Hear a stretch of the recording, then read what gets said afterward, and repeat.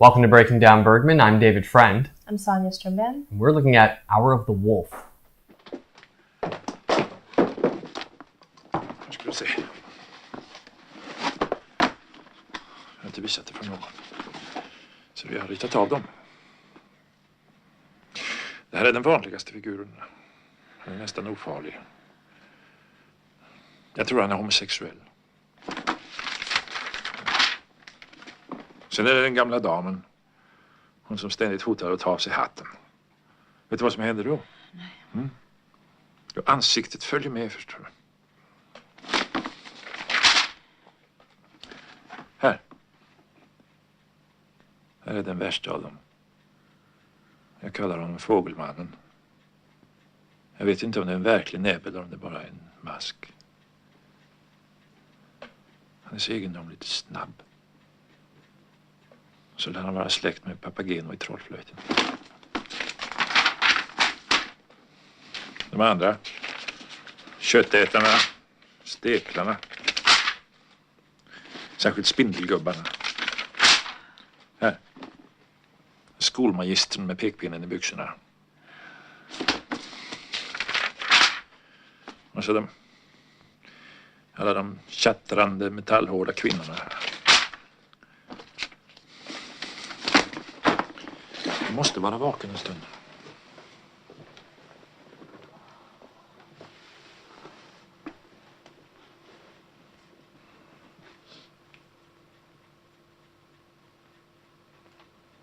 Om en timme eller så är det dagar.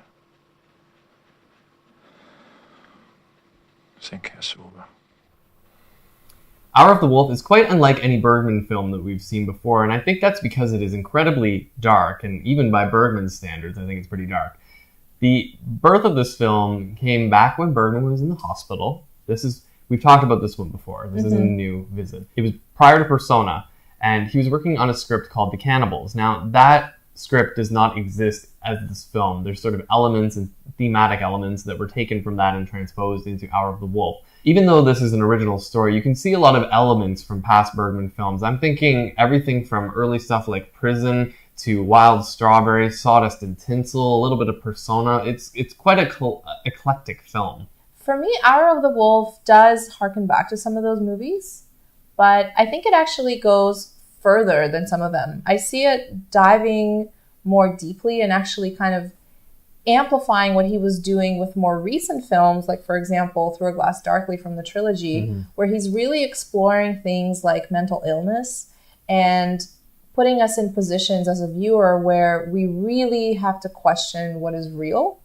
So in Through a Glass Darkly, for example, Harriet Anderson's character, who had some type of mental condition, we're assuming it's schizophrenia, she had pretty disturbing visions. And I mean, the script was written in a way so that she was very good at describing them and they felt pretty horrific, but we never actually saw anything.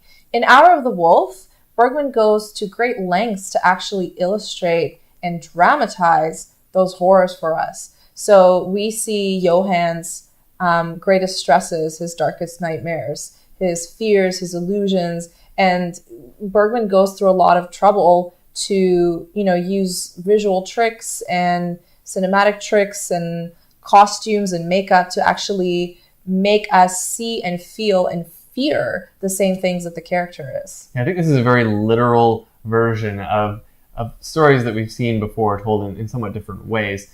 But there are some very familiar elements to this movie, and I'm thinking of the way that Persona played out in terms of its structure. That seems to me to be here in Hour of the Wolf. The movie opens with the credits of the film, the sounds of a film crew in the background hammering away and speaking to each other, establishing that this is a constructed reality that we're about to watch. And it plays out in a way where it closes with a lot of questions about that reality sort of popping up in the finale of the film, like Persona did. I think that's not the only thing that makes us question reality. It's also how the movie plays out. Oh, definitely. So before, in earlier films, Bergman always questioned what is true, like what is the deepest truth or the real thing. Here, he's making us question truth, but temporal reality, physical reality, the understanding of who the characters are, what they represent. We never really know whether the place that Johann and Alma are is a real place. much like in Persona, is it also a psychological state versus a physical setting? And in terms of the time in the film and even distances and places, they become so surrealistic. It's really hard to feel like anything in the movie is tangible. For me, it was the flashbacks in particular that really confused that reality, and I think threw me for a loop more than anything else.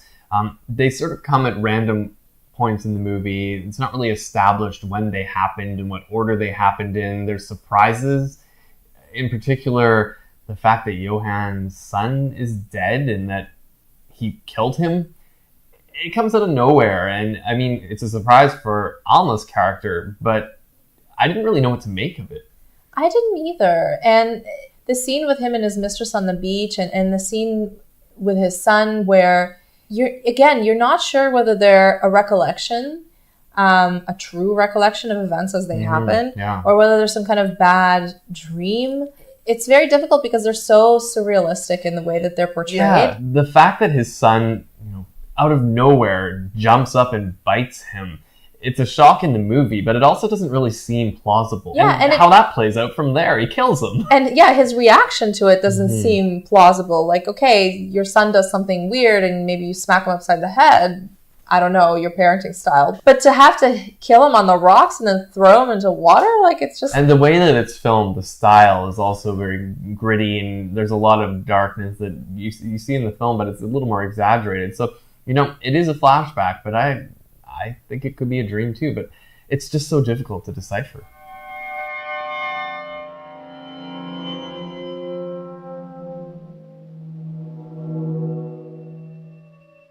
There are a lot of common themes here that we've seen before. You mentioned the island, and as the film opens, they pull up to the island on their boats. There is the questions of isolation of this couple. Is it isolation of the mind? I think what makes this film unique, though, is that we see the mental instability and the struggles of a male character, which Bergman hasn't done.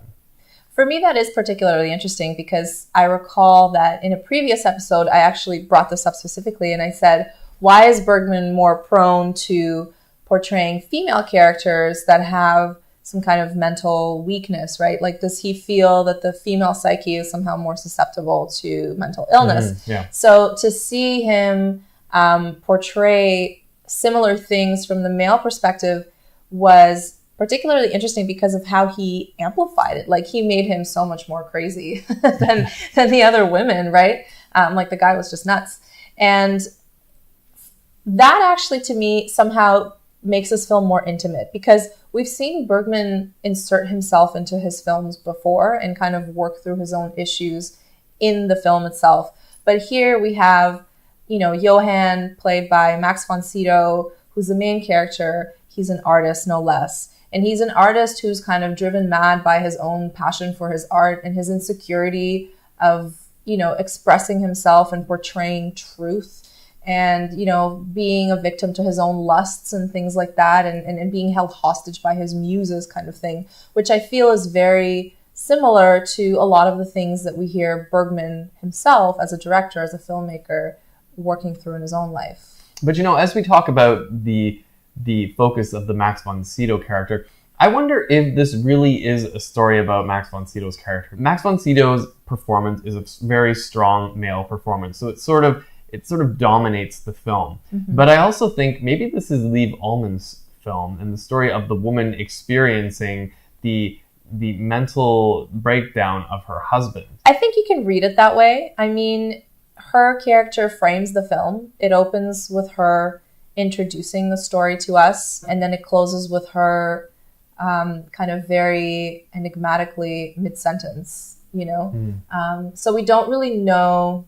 It's never confirmed to us that the story that she relates to us as viewers is actually a true story. Like, for all we know, she could have made it up and there was never a Max von Sydow character. And she's really the insane one. So it's kind of ambiguous that way. But I think in terms of her role, it's a very interesting place to be because she's supposed to be the sane to his insane, right? And yet throughout the film, we kind of see her losing more and more ground and more of her own sanity because she's trying so hard to be supportive and loving and to kind of rein him in, that I think in the end she's actually more affected by it than not.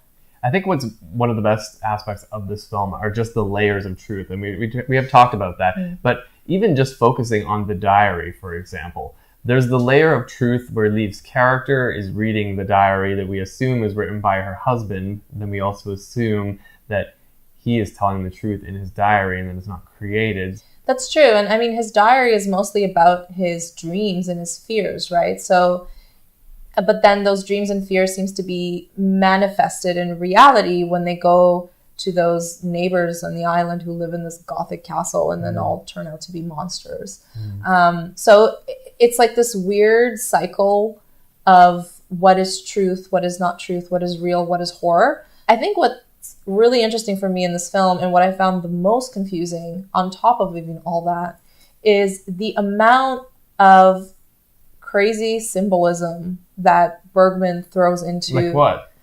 Well, like, for example, all of those horror characters. So the Bergman. Who's very similar to Dracula. Very archetypal type of figure, right? Like either Dracula or the devil or something like that, which we've seen in his films before. And the character of the seductress, his past mistress, right? And she, too, is so insane in the way that she is presented in kind of this morgue-like fashion, right? She looks like a dead body. So there's this whole necrophilia aspect, and then she comes to life and she starts to mock him. I just, throughout the whole film, the way that he was doing it with all of those characters and in the dinner party scene and the puppet show, I always felt like I'm supposed to read something into it. And then I was reading things into it. And then I had to step back and think, wait, I'm totally overcomplicating this movie. And I still walked away from it thinking, is it more complex and it got over my head somehow? Or am I trying to make it more complex and it was just an experiment for Bergman? I was really struck by the editing techniques of the movie, which I think added to these layers of manipulation and confusion that we're feeling as we're watching this. Zooming into the actual film negative to create this sort of distorted, blurry, grainy version of the film. And it comes at points that you don't expect it to happen. And it sort of throws you off. There's the quick pans at the dinner table back and forth to the characters, which is very un-Bergman-esque too. And such grotesque imagery as the woman peeling off her face and then taking her eyeballs out. It's the kind of thing that I think Bergman knew would throw off viewers. They didn't expect to see it. And so people were just constantly surprised, slightly repulsed, and just a little bit confused. But it was bringing to the surface all of these horrors into a reality. I think it worked. Like, for me, I'm not a fan of horror films, as you know. I don't watch that genre. And I'm not saying that I was scared by this movie, but it definitely rattled me. But it was more kind of the buildup of everything. Like, I thought for me that was really masterfully done. The way that the film gradually built this tension and this darkness and his like madness, you know. But at the same time, it was also emotional. Like, I really felt the character's distress, you know, because he wanted to be sane. He wanted to love his current wife, Alma, who was wholesome and simple and pure. I really connected with him in the sense of his own trauma of trying to keep things straight and trying to find that linchpin of confronting the demons. So the whole hour of the wolf scene where he's staying awake, he's trying to keep her awake because he really wants to confront these demons and just slay them once and for all. And instead it just, you know, gets away from both of them. See, I found it just as moving Alma and her experience and talking about the fact that, you know, she was trying to save her husband in some respects and failed. I think that's just as tragic as his fight itself. I think one of the most affecting moments for me was when Johan has the makeup on his face and he sort of smears it down his face, which reminded me again of Sawdust and Tinsel, and that moment of humiliation where the clown is sort of laughed at by the crowd of people who are just have seen him at his weakest point. And we have that here again, where, you know, there's a whole dinner party staring at this man who's basically been humiliated by his former mistress. I think because as viewers, as people, as anyone, we can really relate to the vulnerability that you would feel if you were in a situation like that, because you are at your lowest, darkest, weakest moment. You're just trapped, you know? So I think it's because we can relate to that. And because also we've watched him get to that point, all the while wanting him not to. Like, there's nothing, you know, repulsive about this character where you want him to get his own kind of thing.